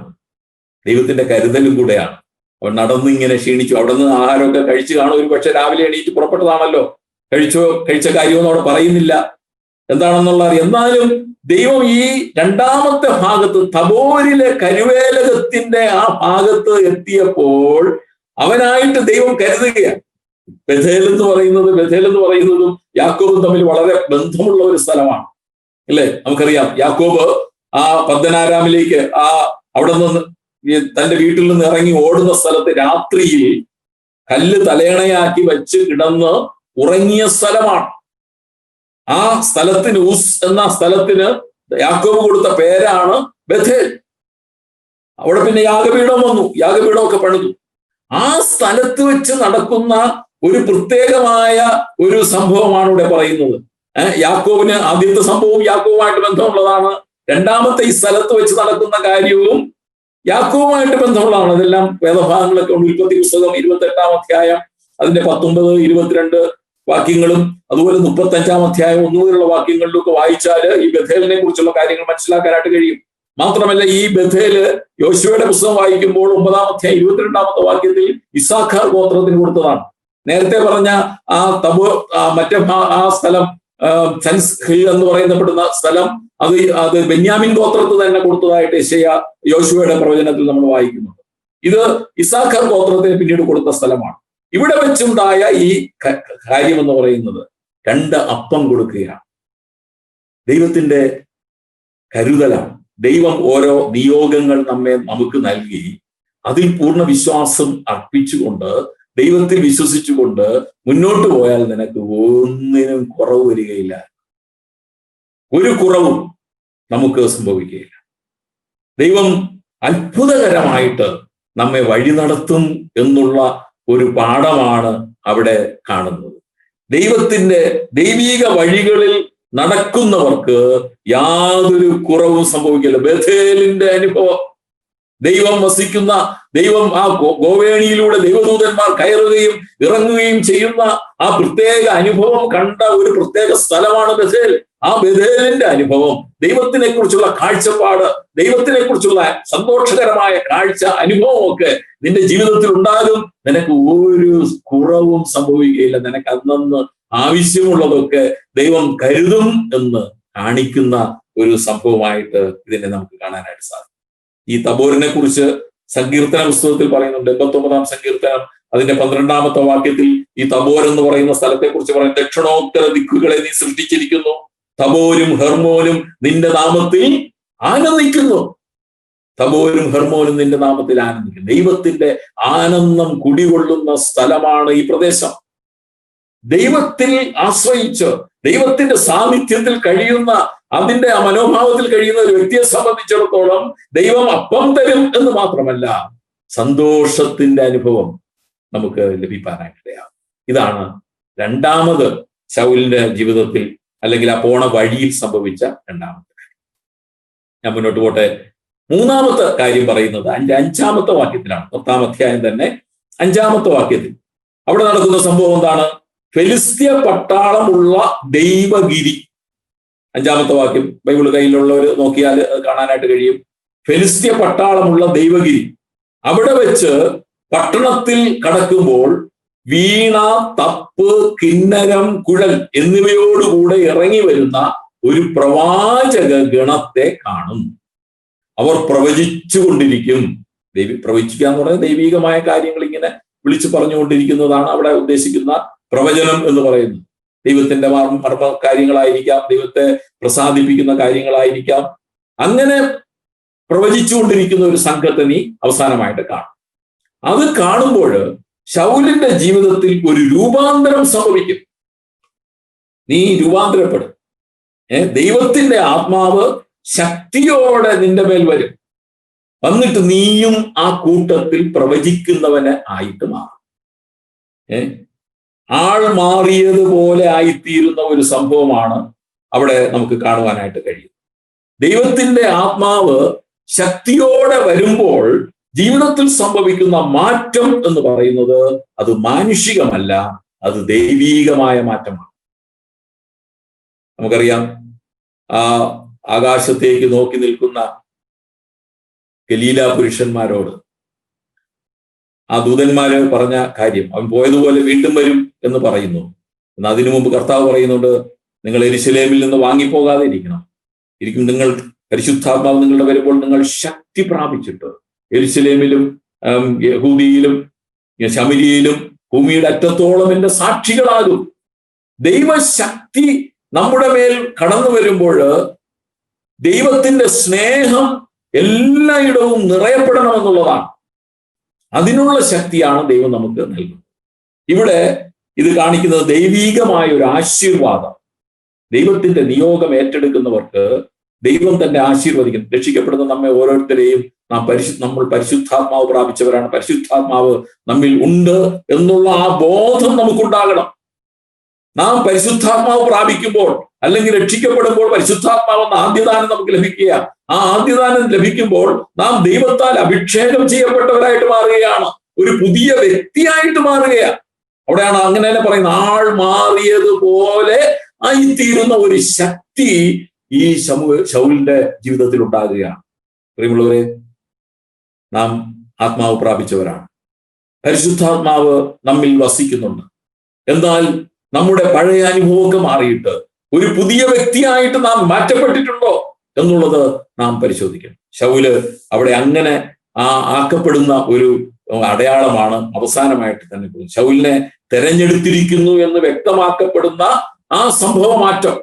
നീ ഇനി എന്റേതാണ്, നീ ഈ ലോകത്തിൻ്റെതല്ല, നിന്റെ പല പഴയ കാര്യങ്ങളിൽ നിന്നൊക്കെ വിട്ട് നീ ദൈവത്തിനായിട്ട് അഭിഷേകം ചെയ്യപ്പെട്ടിരിക്കുന്നു എന്നുള്ള ആ ഒരു പ്രത്യേക അനുഭവം ശൗലിന് അവിടെ കൊടുക്കുകയാണ്. ദൈവത്തിന്റെ ഭാഗത്ത് നിന്ന് നൽകേണ്ട എല്ലാ കാര്യങ്ങളും ദൈവം നൽകിയാണ് ശൗലിനെ ഒരു പ്രത്യേക നിയോഗത്തിലേക്ക് ആക്കി വെക്കുന്നത്. അസാധാരണമായ ദൗത്യങ്ങൾ ഏറ്റെടുക്കുന്നതിന് വേണ്ടി നമ്മുടെ മാനുഷികമായ ശക്തികളല്ല ആവശ്യം, ദൈവീകമായ ശക്തിയാണ് ആവശ്യം എന്ന് ഈ സംഭവം ശൗലിനെ ബോധ്യപ്പെടുത്തുകയാണ്. ദൈവത്തിന്റെ ആശ്രയവും പരിശുദ്ധാത്മാവിന്റെ നിറവും പരിശുദ്ധാത്മാവിനാലുള്ള ശരിയായിട്ടുള്ള നടത്തിപ്പും കൂടാതെ ദൈവീകമായ പ്രവർത്തനങ്ങൾ, ദൈവീകമായ നിയോഗങ്ങൾ ഒരിക്കലും നടത്തുവാനായിട്ട് കഴിയുകയില്ല. നമുക്ക് നമ്മുടേതായ കഴിവിലൊക്കെ ആശ്രയിച്ച് ശൗൽ ചെയ്തതുപോലെ കുറെ ആശ്രയിച്ചൊക്കെ കാര്യങ്ങൾ ചെയ്യാനായിട്ട് പറ്റും. പക്ഷെ പരിശുദ്ധാത്മാവിന്റെ പ്രവർത്തനമില്ലെങ്കിൽ അതെല്ലാം നിഷ്ഫലമായി പോകും എന്നുള്ളതാണ് ദൈവവചനം ഈ സംഭവത്തിലൂടെ കാണിക്കപ്പെടുന്നത്. നാം മറ്റൊരാളായിട്ട്, ഒരു പുതിയ വ്യക്തിയായിട്ട് മാറ്റപ്പെടണം. അല്ല എങ്കിൽ നമ്മുടെ ശുശ്രൂഷകളും നാം നിർവഹിക്കുന്ന കാര്യങ്ങളൊക്കെ പരാജയമായിരിക്കും. ശൗലിന്റെ ജീവിതത്തിൽ നാം പഠിച്ചു വരുമ്പോൾ, ശൗലിനെ കുറിച്ച് ഞാൻ പഠിക്കാനായിട്ട് ആഗ്രഹിക്കുന്നില്ല, ശൗൽ പ്രവാചകനെ കുറിച്ചാണ് പഠിക്കുന്നത്. അതുകൊണ്ട് കൂടുതൽ ആ കാര്യങ്ങളിലേക്ക് കടക്കുവാനായിട്ട് ഞാൻ ആഗ്രഹിക്കുന്നില്ല. ഒരു ശുശ്രൂഷ ദൈവം നമ്മെ ഏൽപ്പിക്കുമ്പോൾ അതിനുള്ള ശക്തി നമുക്ക് നൽകുന്നു എന്ന് മാത്രമല്ല, അത് ഏറ്റെടുക്കുകയും അതിനനുസരിച്ച് മുന്നോട്ട് പോവുകയും ചെയ്യണം. നമ്മുടെ വഴികളിൽ ആശ്രയിച്ച് ദൈവം നൽകുന്ന ശക്തിയിൽ ആശ്രയിക്കാതെ നമ്മുടെ കാര്യങ്ങളിലൊക്കെ ആശ്രയിച്ച് മുന്നോട്ട് പോയി കഴിഞ്ഞാൽ അത് ഒരു പരാജയമായിട്ട് മാറും. പരിശുദ്ധാത്മാവിന്റെ നിയന്ത്രണവും പരിശുദ്ധാത്മാവിന്റെ നടത്തിപ്പും എല്ലാത്തിലും ആവശ്യമാണ്. അത് വ്യക്തമാക്കപ്പെടുന്ന ഒരു സംഭവമാണ്. മാത്രമല്ല, ഈ നിയോഗം നമുക്ക് ലഭിക്കുമ്പോൾ അതൊരിക്കലും തിരസ്കരിക്കപ്പെടാനും പാടില്ല. അതും കുറ്റകരമാണ്. തിരസ്കരിക്കുന്നതും കുറ്റകരമാണ്. ഈ സംഭവങ്ങള് തന്റെ അഭിഷേകത്തെക്കുറിച്ച് ഇത് 3 കാര്യങ്ങളും അവിടെ സംഭവിച്ചതായിട്ട് തുടർന്ന് നമുക്ക് വായിച്ചാല് ആ 10-ാം വാക്യത്തിൽ വരെ വായിക്കുമ്പോൾ ആ ഭാഗങ്ങളിൽ നമുക്ക് കാണുവാനായിട്ട് കഴിയുന്ന കാര്യമാണ്. മാത്രമല്ല, അവിടെ മറ്റൊരു കാര്യം കൂടെ പറഞ്ഞാണ് ശൗലിനെ യാത്രയാക്കുന്നത്. ഇതൊക്കെ പ്രാപിച്ച് നീ രാജാവായതിനു ശേഷം ഗിൽഗാലിലേക്ക് എനിക്ക് മുമ്പ് നീ പോകണം. അവിടെ നീ 7 ദിവസം കാത്തിരിക്കണം. ഞാൻ ഹോമയാഗങ്ങളും സമാധാനയാഗങ്ങളും കഴിക്കുന്നതിന് വേണ്ടി നിന്റെ അടുക്കൽ വരും. സമാധാനയാഗങ്ങളും ഹോമയാഗം കഴിക്കുന്നതിന് വേണ്ടിയല്ല, നീ അടുത്ത് എന്താണ് ചെയ്യേണ്ടത് എന്ന് ഞാൻ പറഞ്ഞു തരുവോളം നീ ഗിൽഗാലിലായിരിക്കണം. നീ രാജാവായിട്ട് നിന്നെ ആയിക്കഴിഞ്ഞാൽ അടുത്ത് പറയുന്ന കാര്യം, എനിക്ക് മുമ്പ് നീ ഗിൽഗാലിലേക്ക് പോകണം. അവിടെ ഞാൻ ഹോമയാഗങ്ങളും സമാധാനയാഗങ്ങളും കഴിക്കുവാനായിട്ട് വരും. നീ ഇനി എന്ത് ചെയ്യണമെന്ന് ഞാൻ പറഞ്ഞു തരുവോളം അവിടെ ആയിരിക്കണം. നിയോഗങ്ങൾ ലഭിച്ചു കഴിഞ്ഞാൽ പിന്നെ നമ്മുടെ തോന്നിയവാസം അനുസരിച്ച് പോകാനല്ല, ദൈവത്തിന്റെ നടത്തിപ്പ് വീണ്ടും ആവശ്യമാണ്. തുടർന്നും ദൈവത്തിന്റെ ആലോചന പ്രകാരം വേണം നാം മുന്നോട്ട് പോകാനെന്ന് നാം ഇതിലൂടെ മനസ്സിലാക്കാനായിട്ട് സാധിക്കും. അങ്ങനെ ശൗല് അവിടെ പോകുന്നുണ്ട്. ശൗല് നേരെ വീട്ടിലേക്ക് ഭവനത്തിൽ പോകുമ്പോൾ ആദ്യം കാണുന്ന ഇളയപ്പനെയാണ്. സംഭവം ഞാൻ പെട്ടെന്ന് പറഞ്ഞു പോകുന്നേ ഉള്ളൂ. ഇളയപ്പൻ ചോദിക്കുകയാണ്, രണ്ടുപേരും ഈ ഭൃത്യനെ മുമ്പോട്ട് പോകാനായിട്ട് പറഞ്ഞല്ലോ, വീട്ടിൽ ചെന്ന് കയറുന്നത് രണ്ടുപേരും ഒരുമിച്ചാണ്. ശൗലും ഭൃത്യനും കൂടെയാണ് ആ ഭവനത്തിലേക്ക് ഒരുമിച്ച് പോകുന്നത്. ശൗലിനെ കുറിച്ച് നമ്മൾ ക്യാരക്ടർ സ്റ്റഡി നടത്തുകയാണെങ്കിൽ അതിൽ ഈ കാര്യങ്ങളൊക്കെ പറയാനായിട്ട് കഴിയും. അവിടെ ചെന്ന് കയറിയപ്പോൾ ഇളയപ്പൻ എന്ന് പറഞ്ഞാൽ എന്താ, അപ്പന്റെ അനുജനാണ് ആദ്യം അവരെ കാണുന്നത്. അവരോട് ചോദിക്കും, നീ ഇത്രയും ദിവസം എവിടെ പോയിരുന്നു എന്നുള്ള കാര്യങ്ങളൊക്കെ ചോദിക്കുന്നുണ്ട്. അപ്പോൾ പറഞ്ഞു, ഞങ്ങൾ ഇതുപോലെ കഴുതയെ കാണാൻ വേണ്ടി കണ്ടു കിട്ടിയില്ല, അതുകൊണ്ട് ശമൂവേൽ പ്രവാചകന്റെ അടുക്കലേക്ക് പോകും. ആ ശമൂവേൽ പ്രവാചകന്റെ അടുക്കൽ പോയി. എന്നാ ശമൂവേൽ പ്രവാചകൻ എന്താ നിങ്ങളോട് പറഞ്ഞത്? ശമൂവേൽ പ്രവാചകന്റെ അടുക്കൽ പോയെങ്കിൽ എന്തെങ്കിലും കാര്യങ്ങൾ പ്രത്യേകമായിട്ട് പ്രാപിച്ചു കാണുമല്ലോ. വളരെ ആകാംക്ഷയോടുകൂടെ ആ ഇളയപ്പൻ ചോദിക്കുന്നു. പക്ഷേ ശൗല് പറഞ്ഞത് എന്താ? കഴുതയെ കണ്ടുകിട്ടിയിരിക്കുന്നു എന്ന കാര്യം ശമൂവേൽ പ്രവാചകൻ പറഞ്ഞു. അല്ലാതെ എന്നെ അഭിഷേകം ചെയ്തു, എന്നെ തന്റെ ജനത്തിന്റെ പ്രഭുവായിട്ട് അഭിഷേകം ചെയ്തിരിക്കുന്നു എന്ന് കൊട്ടിഘോഷിക്കാനൊന്നും അവിടെ ശൗല് മനക്കെട്ടി. അത് ശൗലിന്റെ ഒരു പ്രത്യേകതയായിട്ട് നമുക്ക് കാണാനായിട്ട് കഴിയും. ഞാൻ അതിനെക്കുറിച്ച് എക്സ്പ്ലെയിൻ ചെയ്യാനായിട്ട് ആഗ്രഹിക്കുന്നില്ല. ഇവിടെ ശൗലിന്റെ രാജത്വം, ശമൂവേൽ രാജത്വം സംബന്ധിച്ച് അവനോട് അറിയിച്ച കാര്യങ്ങളൊന്നും അവിടെ വെളിപ്പെടുത്തുന്നില്ല. അവിടെ അപ്പന്റെ അടുത്തോ അല്ലെങ്കിൽ ആ ഇളയപ്പന്റെ അടുത്തോ അല്ലെങ്കിൽ അവന്റെ കൂട്ടുകാരുടെ അടുത്തോ ഒന്നും അവൻ പറയാതെ മിണ്ടാതെ ഇരിക്കുകയാണ്. കാരണം ഭൃത്യനും അറിയില്ല. ഭൃത്യനോട് മുന്നോട്ട് പോകാനായിട്ട് പറഞ്ഞല്ലോ. അപ്പൊ ഭൃത്യനും അറിയില്ല. ശമൂവേൽ പ്രവാചകൻ അറിയാം, ശൗലിനറിയാം, ദൈവത്തിനറിയാം. ഇവനത് തനിയെ വെളിപ്പെടുത്തുന്നുമില്ല. അതിനുള്ള കാരണങ്ങൾ നമുക്ക് ശൗലിനെ കുറിച്ച് പഠിക്കുകയാണെങ്കിൽ അത് ചിന്തിപ്പാനായിട്ട് കഴിയും. ഞാൻ മുന്നോട്ട് പോട്ടെ. ഈ ശൗലിന്റെ രാജ്യത്വം എങ്ങനെയാണ് ഇനി വെളിപ്പെട്ട് കിട്ടിയത് അല്ലെങ്കിൽ വെളിപ്പെടുത്തിയത്? അവിടെയാണ് ശമൂവേലിന്റെ റോള് നമുക്ക് കാണാനായിട്ട് കഴിയും. ശൗലിന്റെ രാജ്യത്വം ശൗൽ സ്വയം പറഞ്ഞു പരത്തിയില്ല. ശൗൽ തന്റെ ഭവനത്തിൽ പോലും പറഞ്ഞില്ല. പിന്നെ എങ്ങനെയാണ് ഈ ശൗലിന്റെ രാജ്യത്വം ജനത്തിന് വെളിപ്പെടുത്തിയത്? അത് ശമൂവേലാണ് വെളിപ്പെടുത്തിയത്. 10-ാം അധ്യായം അതിന്റെ 17 മുതലുള്ള വാക്യങ്ങൾ വായിച്ചാൽ 17 മുതൽ 24 വരെയുള്ള വാക്യങ്ങളിലാണ് ആദ്യത്തെ ശമൂവേലിനെ കുറിച്ചുള്ള ശമൂവേലിന്റെ വെളിപ്പെടുത്തൽ കാണാനായിട്ട് കഴിയുന്നു. ശമൂവേലിനെ ദൈവം നേരിട്ടാണ് വിളിച്ചത്.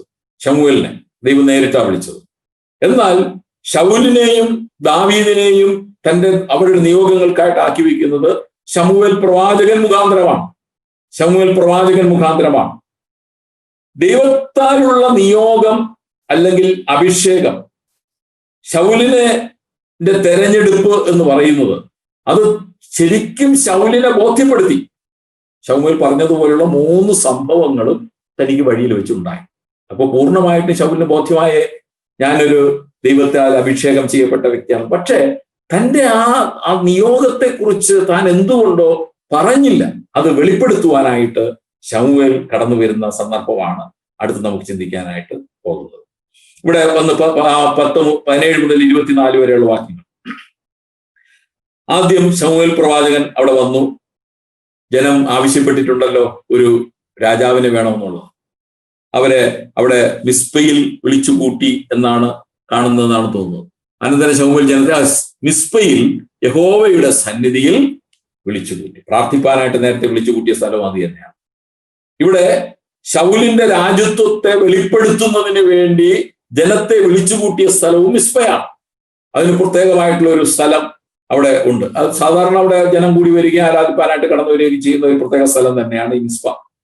അവിടെ കൂടി വന്നതിന് ശേഷം ശമൂവേൽ ജനത്തിന് ബോധ്യം വരുത്തുന്നതിന് വേണ്ടി രാജാവിനെ നിയമിക്കാനുണ്ടായ സാഹചര്യമാണ് ആദ്യം അവിടെ പറയുന്നത്. നിങ്ങൾ ആവശ്യപ്പെട്ടല്ലോ ഒരു രാജാവിനെ വേണമെന്ന്. ആ രാജാവിനെ നിയമിക്കാനുള്ള സാഹചര്യം 10-ാം അധ്യായം 18-ാമത്തെ വാക്യത്തിൽ, ഞാൻ എന്ന് പറഞ്ഞാൽ യഹോവ നിങ്ങളെ മിസ്രയീമിൽ നിന്നും കൊണ്ടുവന്നു എന്ന് പറഞ്ഞാൽ അത് അടിമത്വത്തിൽ നിന്നും വിടിവിച്ചാണ് നിങ്ങളെ ഇവിടെ കൊണ്ടുവന്നത്. 2 കാര്യങ്ങളാണ് അവിടെ പ്രധാനമായിട്ട് ജനത്തിന് ഓർമ്മപ്പെടുത്തുന്നത്. 2-ാമത്തെ കാര്യം, നിങ്ങൾക്ക് മറ്റൊരു വിടുതൽ ലഭിച്ചിട്ടുണ്ട്. എന്താണ്? നിങ്ങളെ ഉപദ്രവിച്ച രാജാക്കന്മാരിൽ നിന്നുള്ള വിടുതൽ ലഭിച്ചു. 2 തരത്തിലുള്ള സംരക്ഷണമാണ് നിങ്ങൾക്ക് ലഭിച്ചത്. ആദ്യം നിങ്ങളെ അടിമത്വത്തിൽ നിന്ന് വിടുവിച്ചു. മിസ്രയീമിലെ അടിമത്വത്തിൽ നിന്നും അത്ഭുതകരമായിട്ട് ദൈവം നിങ്ങളെ വിടുവിച്ച് ആ പെസഹ കുഞ്ഞാടിന്റെ രക്തത്താൽ നിങ്ങളെ അവിടെ നിന്നും സംഹാരദൂതന്റെ കയ്യിൽ നിന്നും വിടുവിച്ച് പെസഹയെ അതിലൂടെ നിങ്ങൾ വിടുവിക്കപ്പെട്ട് ഇതാ കനാൻ ദേശത്തേക്ക് നിങ്ങളെ കൊണ്ടുവന്നു. മാത്രമല്ല, ഇവിടെ കൊണ്ടുവന്നതിന് ശേഷവും ധാരാളം രാജാക്കന്മാരിൽ നിന്ന് ഉപദ്രവിച്ച രാജാക്കന്മാരിൽ നിന്ന് വിടുവിച്ചു. ആദ്യം അടിമത്വത്തിൽ നിന്നുള്ള വിടുതൽ, പിന്നീട് തുടർമാനമായ വിടുതൽ. ഒരു ക്രിസ്തീയ ജീവിതത്തിൽ ആദ്യം സംഭവിക്കുന്നത് സാത്താന്റെ അടിമനുഖത്തിൽ നിന്നുള്ള വിടുതലാണ്. രക്ഷിക്കപ്പെടുമ്പോൾ നമുക്ക് ലഭിക്കുന്ന വിടുതൽ എന്ന് പറയുന്നത് സാത്താന്റെ അടിമനുഖത്തിൽ നിന്നുള്ള വിടുതലാണ്. പിന്നും നമുക്ക് ഈ വിടുതൽ ആവശ്യമാണ്. അത് എന്ത് വിടുതലാണ്? ഈ ലോകത്തില് സാത്താന്റെ ആ തന്ത്രങ്ങളിൽ നിന്നും അവന്റെ പരീക്ഷകളിൽ നിന്നും അവന്റെ പരിശോധനകളിൽ നിന്നുള്ള തുടർമാനമായ വിടുതൽ ആവശ്യമാണ്. ഇതാണ് ഈ 2 വിടുതലുകളെ ഇവിടെ കാണിക്കുന്നത്. നിങ്ങളെ അടിമത്വത്തിൽ, ഈ ശമൂവേൽ പ്രവാചകൻ അവരെ മിസ്രയീമിൽ വിളിച്ചു കൂട്ടിയിട്ട് പറയുന്ന 2 കാര്യങ്ങളാണ്. നിങ്ങളെ മിസ്രയീമിന്റെ അടിമത്വത്തിൽ നിന്ന് വിടുവിച്ചു. അതുമാത്രമല്ല, എത്രയോ രാജാക്കന്മാരിൽ നിന്ന് നിങ്ങളെ വിടുവിച്ചു. അമ്മയും സാത്താന്റെ അടിമത്വത്തിൽ നിന്ന് വിടുവിക്കുക മാത്രമല്ല ദൈവം ചെയ്തത്, സാത്താന്റെ തന്ത്രങ്ങളിൽ നിന്നും അവൻ നമ്മോട് എതിരിടാൻ വന്നപ്പോൾ പലപ്പോഴും ദൈവം തടുത്ത കാര്യം നമുക്ക് പത്രോസിനോട് പറഞ്ഞ കാര്യം നമുക്ക് അറിയാം അല്ലെ? നിങ്ങളെ ഗോതമ്പ് പോലെ പാറ്റേണ്ടതിന് അനുവാദം ചോദിച്ചു. ഉള്ള വിശ്വാസം പെയ്പോകാതിരിക്കാൻ ഞാൻ അനുവദിച്ചില്ല. പ്രിയമുള്ളവരെ, ദൈവത്തിന്റെ കരുതൽ എന്ന് പറയുന്നത് ആത്മരക്ഷയോടുള്ള ബന്ധത്തിൽ അവൻ നമുക്ക് വേണ്ടി കരുതി. എന്നാൽ ഇന്നും സാത്താന്റെ ആധിപത്യത്തിൽ നിന്നും സാത്താന്റെ തന്ത്രങ്ങളിൽ നിന്നുള്ള വിടുതൽ പ്രാപിക്കുന്നത് നമ്മുടേതായ ശക്തി കൊണ്ട് മാത്രമല്ല, ദൈവത്തിന്റെ കരുതലും അവിടെ നമുക്കുണ്ടാകുന്നത് ആവശ്യമാണ്. എന്നിട്ട് 3-മതൊരു കാര്യം കൂടെ പറയുന്നുണ്ട്, സകല അനർത്ഥങ്ങളിൽ നിന്നും കഷ്ടങ്ങളിൽ നിന്നും വിടുവിച്ചു. എത്രയോ അനർത്ഥങ്ങൾ ഇസ്രായേലിന്റെ ജീവിതത്തിൽ ഉണ്ടായി. അപ്പോൾ മിസ്രയീമിന്റെ അടിമത്തത്തിൽ നിന്ന് വിടുവിച്ചു. അടുത്ത് രണ്ടാമത്തെ കാര്യം എന്താണ്? സാത്താന്റെ, അതായത് രാജാക്കന്മാരുടെ ഉപദ്രവങ്ങളിൽ നിന്ന് വിടുവിച്ചു. അതായത് സാത്താന്റെ മറ്റു ലോകത്തിന്റെ പകകളിൽ നിന്നും ഒക്കെ നമ്മെ വിടുവിച്ചുകൊണ്ടിരിക്കുന്നു. അടുത്ത മൂന്നാമത് പറയുകയാണ്, സകല അനർത്ഥങ്ങളിൽ നിന്നും കഷ്ടങ്ങളിൽ നിന്നും വിടുവിച്ചു. ഇസ്രായേൽ ജനത എന്തെല്ലാം കഷ്ടങ്ങളിലൂടെ അനർത്ഥങ്ങളിലൂടെയാണ് കടന്നുപോയത്. മരുഭൂമിയിലൂടെ വന്നപ്പോൾ മാത്രമല്ല, കനാൻ ദേശത്തേക്ക് വന്നതിന് ശേഷവും എന്തെല്ലാം അനർത്ഥങ്ങളിലൂടെയാണ് കടന്നുപോയത്. ഈ അനർത്ഥങ്ങളിൽ നിന്നെല്ലാം ദൈവത്തിന്റെ പരിപാലനം. അവൻ ഒരിക്കൽ രക്ഷിച്ച് പിന്നെ ഉപേക്ഷിക്കുന്നവനല്ല.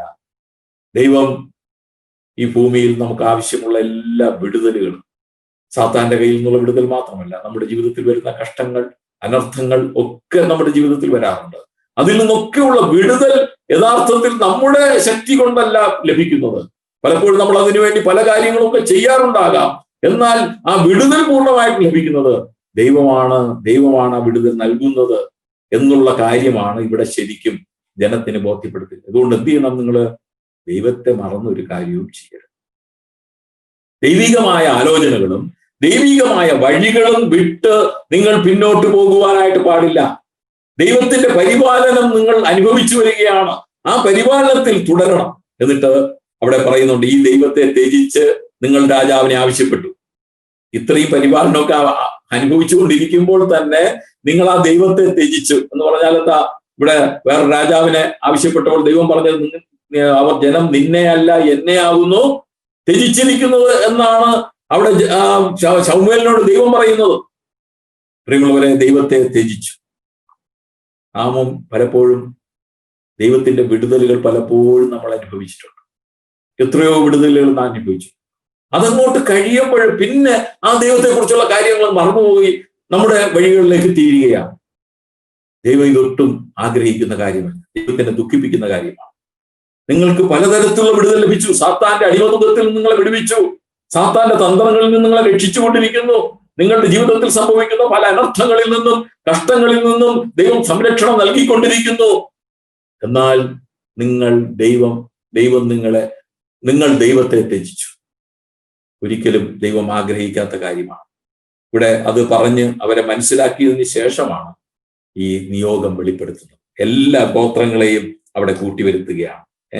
എല്ലാ 12 ഗോത്രങ്ങളെയും ആ മിസ്ബയിൽ ഗോത്രത്തിന്റെ തലവന്മാരെയാണ്. ശരിക്കും ഗോത്രങ്ങളെ എന്ന് പറയുമ്പോൾ ഗോത്രത്തിന്റെ തലവന്മാരെ 10-20 ശരിക്കും ജനത്തെ ബോധ്യപ്പെടുത്തിക്കൊണ്ടുള്ള ഒരു തെരഞ്ഞെടുപ്പാണ്. ഇത് ദൈവത്തിന്റെ നിയോഗമാണ് എന്നുള്ളത് ശമൂവേലിന് ബോധ്യമായി. 3 സംഭവങ്ങളിലൂടെ ബോധ്യമായി. ഇനി ജനത്തിനെയും കൂടെ ബോധ്യപ്പെടുത്തുന്ന ഒരു സംഭവമാണ് ഇവിടെ നടക്കുന്നത്. ജനത്തെ എല്ലാം വിളിച്ചു കൂട്ടിയതിനു ശേഷം 10-ാം അധ്യായം അതിന്റെ 20-ാമത്തെ വാക്യത്തിലാണ് ശരിക്കും ജനത്തെ ബോധ്യപ്പെടുത്തി കൊടുക്കുന്ന ഒരു തെരഞ്ഞെടുപ്പാണ്. അവിടെ ചീട്ടിട്ടാണ് ആ സംഭവം നിർവഹിക്കുന്നത്. ചീട്ട് ഇട്ടു. ആദ്യം ബെന്യാമീൻ ഗോത്രത്തിന് 12 ഗോത്രമുണ്ടല്ലോ. അപ്പൊ 12 ഗോത്രത്തിന് ആ ചീട്ടിട്ടപ്പോൾ ബെന്യാമീൻ ഗോത്രത്തിന് ചീട്ട് വിട്ടു. എന്നിട്ട് ബെന്യാമീൻ ഗോത്രത്തിലെ എല്ലാ കുടുംബങ്ങളെയും അടുത്ത് വരുവാണ്. ബാക്കി ഗോത്രങ്ങളൊക്കെ പിന്നോട്ട് പോട്ടെ, ബെന്യാമീൻ ഗോത്രത്തിന്റെ കുടുംബങ്ങളെല്ലാം അടുത്തോട്ട് വരട്ടെ.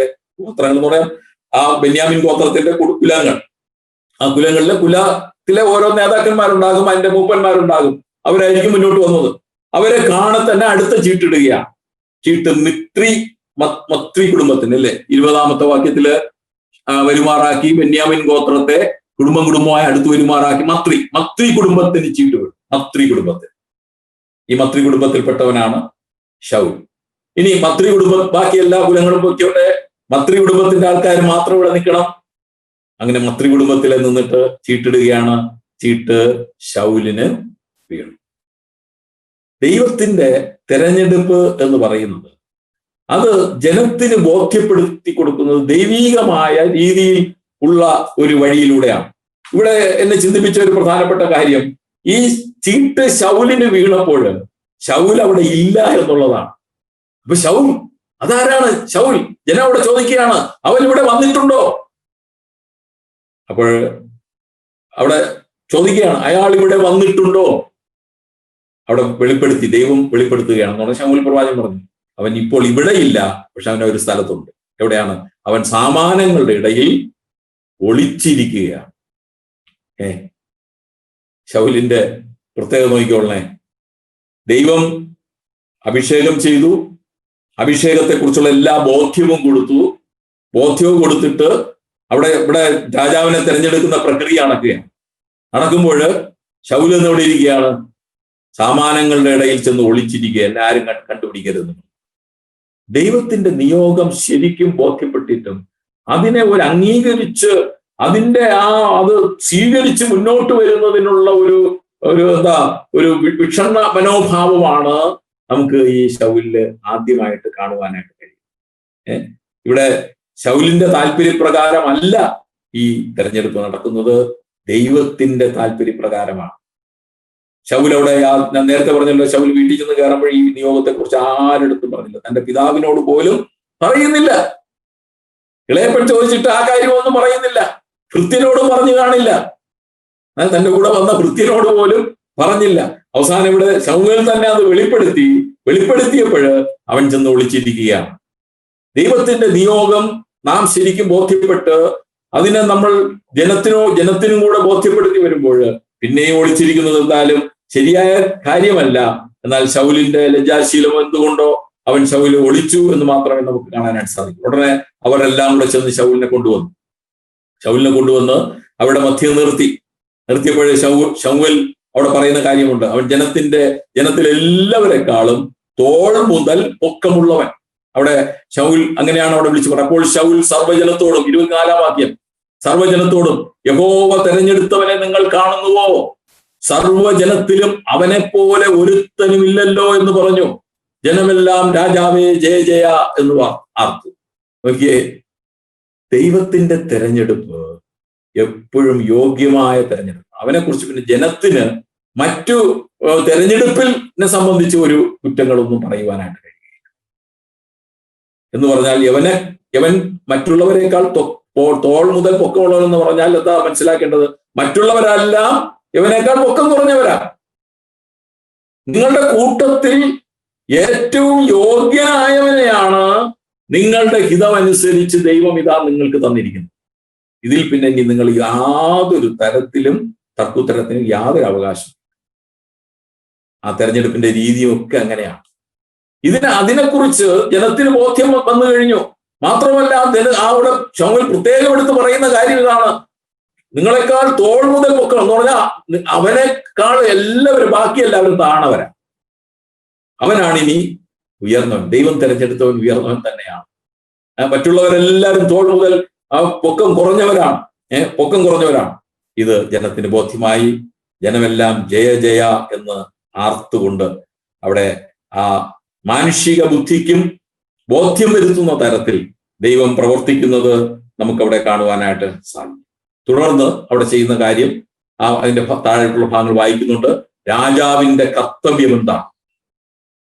രാജാവിന്റെ കീഴിൽ ജനങ്ങൾ എങ്ങനെയൊക്കെ ആയിരിക്കണം, അതൊന്നും ഞാനിവിടെ പറയാനായിട്ട് ആഗ്രഹിക്കുന്നില്ല. അതെല്ലാം അവിടെ പറഞ്ഞ് കേൾപ്പിക്കുക മാത്രമല്ല, അതെല്ലാം രേഖയാക്കി അവരുടെ കയ്യിൽ കൊടുത്തു, രാജാവിന് കൊടുത്തു. അത് ശമൂവേലിന്റെ തീരുമാനത്തിന്, ശമൂവേലിന്റെ വാക്കുകളല്ല, അതൊക്കെ ദൈവവചനം പറഞ്ഞിരിക്കുന്ന കാര്യങ്ങളാണ് കേട്ടോ. ആവർത്തന പുസ്തകം 17-ാം അധ്യായം 14 മുതൽ 20 വരെ വായിച്ചാൽ രാജാവിന്റെ കർത്തവ്യങ്ങൾ എന്തൊക്കെയാണ്, എങ്ങനെയുള്ളവരെ രാജാവാക്കണം, ഏതിൽ നിന്ന് രാജാവിനെ എടുക്കണം എന്നുള്ള കാര്യങ്ങൾ ദേശത്ത് ചെല്ലുമ്പോൾ ജനം രാജാവിനെ ആവശ്യപ്പെടുമെന്നും അങ്ങനെ ആവശ്യപ്പെടുമ്പോൾ എങ്ങനെയുള്ള ആളിനെ നിങ്ങൾ രാജാവായിട്ട് വാഴിക്കണമെന്നുള്ള കാര്യവും ആ രാജാവിന്റെ കർത്തവ്യങ്ങളും രാജാവിന്റെ കീഴിൽ ജനങ്ങൾ എങ്ങനെയൊക്കെ ആയിരിക്കുമെന്നുള്ള കാര്യം വ്യക്തമായിട്ട് ന്യായപ്രമാണത്തിൽ പറഞ്ഞിട്ടുണ്ട്. മോശ എഴുതി വെച്ചിട്ടുണ്ട് 17-ാം അധ്യായത്തിൽ. മാത്രമല്ല, ശമൂവേൽ പ്രവാചകൻ നേരത്തെ പറഞ്ഞിട്ടുണ്ടല്ലോ, 8-ാം അധ്യായം നമ്മൾ പഠിച്ചപ്പോൾ 11 മുതൽ 18 വരെയുള്ള വാക്യങ്ങളിലും ഈ രാജാവിന്റെ കീഴിൽ ജനങ്ങൾ എങ്ങനെയൊക്കെ ആകും, രാജാവിന്റെ കർത്തവ്യങ്ങൾ എന്തൊക്കെയാണ്, അതിൽ നിന്ന് പിന്നോട്ട് പോയാൽ അനുഭവിക്കുന്ന ശിക്ഷ എന്താണ്. ദൈവം ഒരു നിയോഗം നൽകുമ്പോൾ വ്യക്തമായ ഒരു കാഴ്ചപ്പാടോടുകൂടെ നമ്മെക്കുറിച്ചുള്ള ദൈവത്തിന്റെ ആവശ്യകത ബോധം എന്താണ്, നമ്മെക്കുറിച്ച് ദൈവം ആഗ്രഹിക്കുന്ന കാര്യങ്ങൾ എന്താണ്, അതൊക്കെ പൂർണ്ണമായിട്ടും വെളിപ്പെടുത്തി തന്നാണ് ദൈവം നമ്മെ ആക്കി വയ്ക്കുന്നത്. രക്ഷിക്കപ്പെട്ട് മുന്നോട്ട് വരുമ്പോൾ തന്നെ നമ്മൾ ആരാണ് എന്നുള്ള ബോധം നമുക്കുണ്ടാകണം. അത് ദൈവവചനത്തിൽ കൃത്യമായിട്ട് പറയുന്നുണ്ട്. ആ ബോധത്തോടുകൂടെ വേണം നമ്മൾ ആ ദൈവസന്നിധിയിലായിരിക്കാൻ.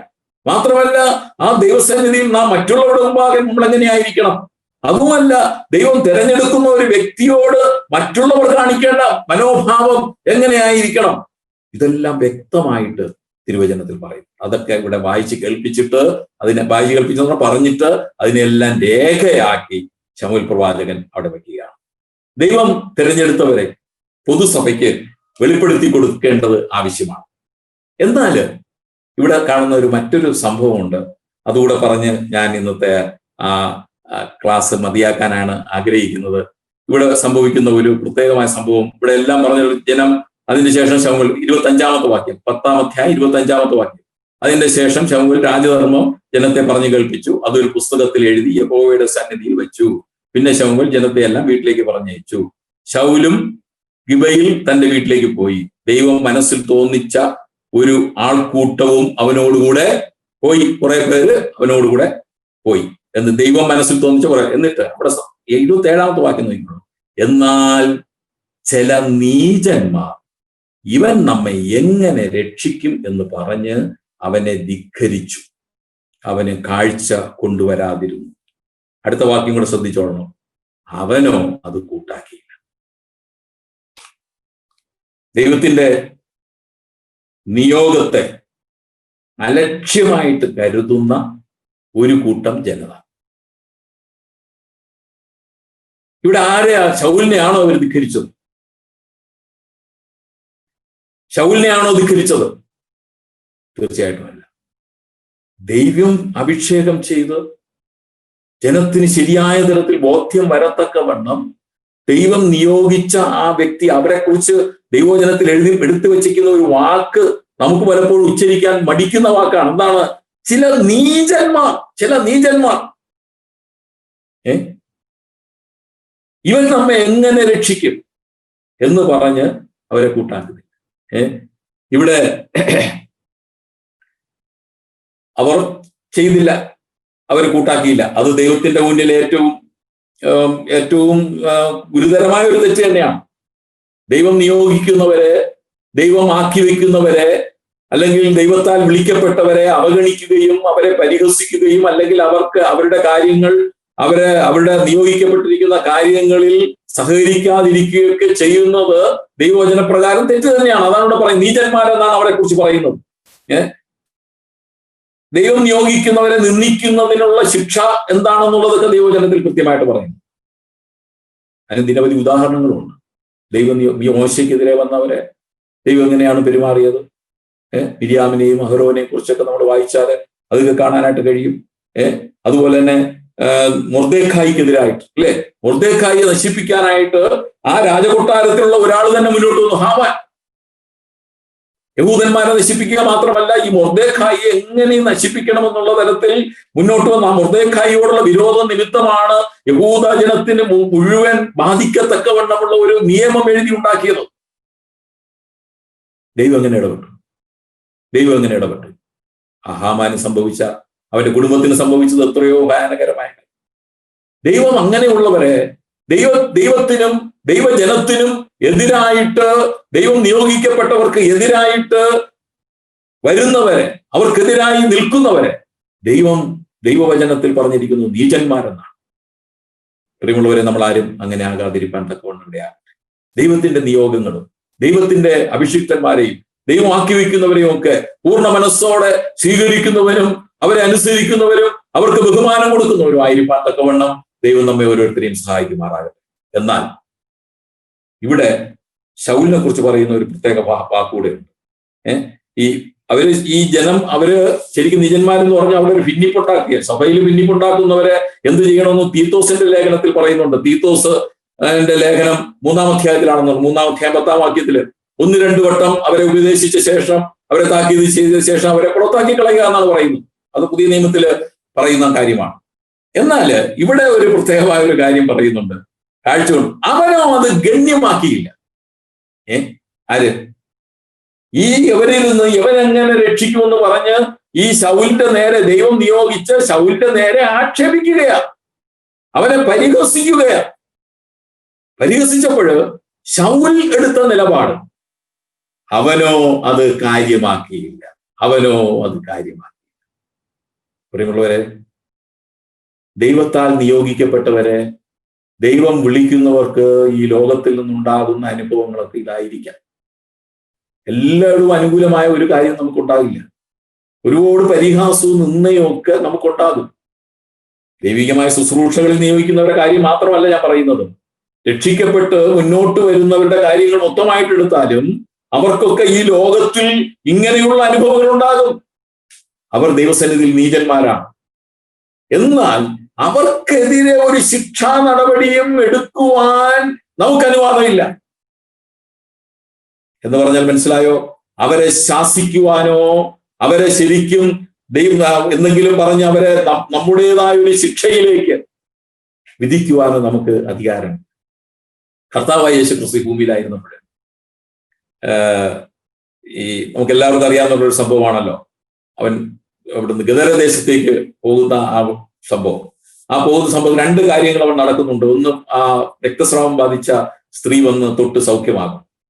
മറ്റൊരു കാര്യം അവിടെ നടക്കുന്നത് ആ പള്ളിപ്രമാണിയുടെ ഐറോസിന്റെ മകളുടെ കാര്യമാണ്. മർക്കോസ് എഴുതിയ സുവിശേഷം 5-ാം അധ്യായത്തിലാണ്. മകളുടെ കാര്യത്തില് ആ മകളുടെ വീട്ടിലേക്കാണ്, ആ ഐറോസിന്റെ പള്ളിപ്രമാണിയുടെ വീട്ടിലേക്കാണ് കർത്താവായ യേശു ക്രിസ്തു പോകുന്നത്. സൗഖ്യമാക്കാനായിട്ട് പോവുകയാണ്. പോയപ്പോൾ ഈ ഐറോസ് ഒക്കെ കൂടെ ഉണ്ട്. ഭവനത്തിൽ വന്ന് സൗഖ്യമാക്കണം എന്ന് പറഞ്ഞപ്പോൾ കൂടെ പോവുകയാണ്. വഴിയിൽ വെച്ച് കുറച്ചുപേര് വന്ന് പറഞ്ഞു, ഇനി ഗുരുവിനെ അസഹ്യപ്പെടുത്താം, നിന്റെ പുത്രി മരിച്ചുപോയി. അവിടെ ഒരു കർത്താവിനെ കുറിച്ചൊരു വാക്കുണ്ട്, അവനോ അത് കാര്യമാക്കിയില്ല.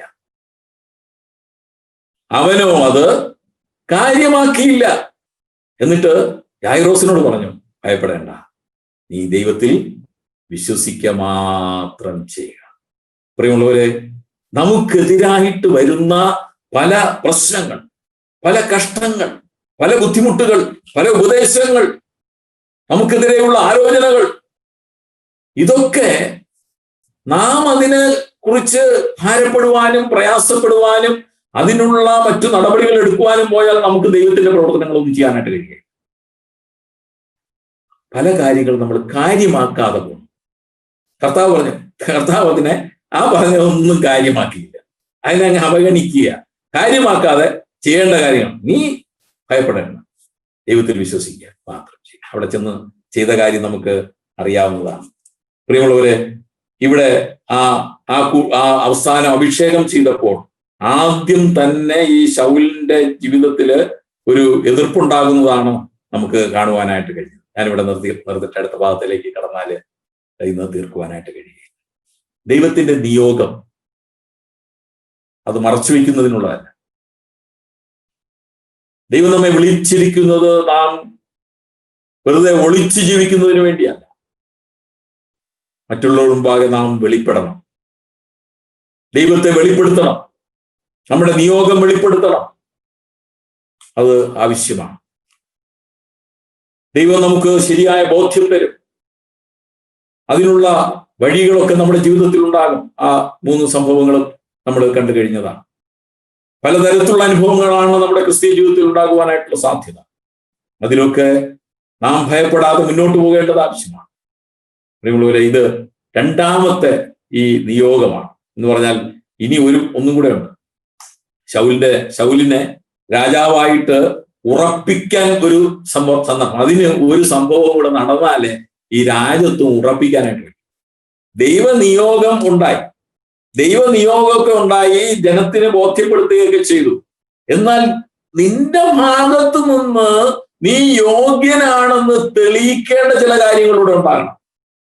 അതും കൂടെ ഉണ്ടായതിനു ശേഷമാണ് ഗിൽഗാലിൽ വീണ്ടും ജനത്തെ കൂട്ടിവരുത്തി ശൗലിന്റെ രാജത്വത്തെ ഉറപ്പിച്ചത്. അതാണ് അടുത്ത് നമുക്ക് പഠിക്കേണ്ടത്. നമുക്ക് ഈ ഭാഗങ്ങൾ കൂടുതലായിട്ട് വായിക്കുകയും ഇതിൽ നിന്നുള്ള കൂടുതൽ ആലോചനകൾ നമുക്ക് ലഭിക്കാനായിട്ട് ഇടയാകുകയും ചെയ്യും. ദൈവം നമ്മെ ആക്കി വെച്ചിരിക്കുമ്പോൾ ദൈവത്തിന്റെ നിയോഗം എന്താണെന്ന് ശരിക്കും മനസ്സിലാക്കി, ദൈവത്തിന്റെ ആലോചനയ്ക്ക് വിധേയപ്പെട്ട് ദൈവത്തിന്റെ ആലോചന പ്രകാരം എഴുതി ആ ദൈവസന്നിധിയിൽ വെച്ച ആ കാര്യങ്ങളുണ്ടല്ലോ, അതൊക്കെ അനുസരിച്ച് ജീവിക്കുവാൻ നാം കടപ്പെട്ടിരിക്കും. നമ്മുടെ നിയോഗം നാം മറച്ചു വെക്കേണ്ടതല്ല. ദൈവസന്നിധിയിൽ വെളിപ്പെടുത്തിക്കൊണ്ട് അതിനനുയോജ്യമായ ഒരു ജീവിതം നമ്മിൽ നിന്നുണ്ടാകണം. നമുക്കെതിരെ വരുന്ന ശത്രുക്കൾ ഉണ്ടാകാം. അവരെയൊക്കെ ദൈവം അതിന്റെ കാര്യങ്ങൾ നോക്കിക്കൊള്ളും. എന്നാൽ നാം അവർക്കെതിരെ കേസിനോ വഴക്കിനോ ഒക്കെ പോയി കഴിഞ്ഞാൽ ദൈവത്തിന് പ്രവർത്തിപ്പാൻ നാം അവസരം കൊടുക്കുന്നില്ല എന്നാണ്. ദൈവത്തിന്റെ സന്നിധിയിൽ കരമേൽപ്പിച്ചുകൊണ്ട് നമ്മുടെ ക്രിസ്തീയ ജീവിതം നയിക്കാം. ദൈവം അതിന് നമ്മെ സഹായിക്കുമാറാകട്ടെ. ആമേൻ.